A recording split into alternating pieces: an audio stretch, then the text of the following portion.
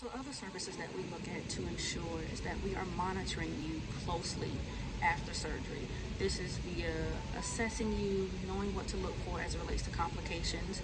We have to monitor you for things such as bleeding, infection, knowing your vital signs as it relates to, are you a little bit dehydrated, or are you getting too much on board? Certain things we want to look at. For the most part, you don't have enough fluid on board and you experience something called hypovolemia, which is something that I explain to my ladies and gents into a little thorough and simpler detail when I get with you guys. Also, pain management is very important. So I want to make sure that you have optimal pain management and we identify if there are any issues that we need to reach out to your surgeon before at a certain time, at a decent time to do that. Now, there are some physicians now that do not provide what you call narcotic medications, and it's based more on Tylenol and pain relief. So there are things that we can do that are holistic in manners to assist with your pain and discomfort. Everybody's perception of pain is different, and everyone experiences their pain different. So I cannot tell you prior to surgery how you're going to react or interact with your pain.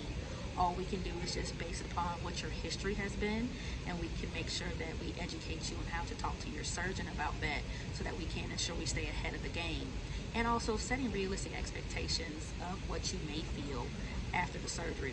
So definitely having a medical personnel there to help assist with managing those complications, because there are times when you think that your family is going to be perfect and then an emergency type of situation arises and they are unable to act accordingly, and sometimes they freak out and they get scared, and sometimes some things can be missed. So you want to make sure that you have someone there who is trained to handle that and can have a calm, cool collective to ensure that you're getting the proper care.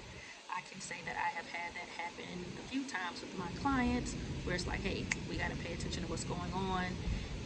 Sometimes you do pass out after surgery based upon not having enough fluid on board. So just knowing what to do, who to call, what to get in place to ensure that that does not happen.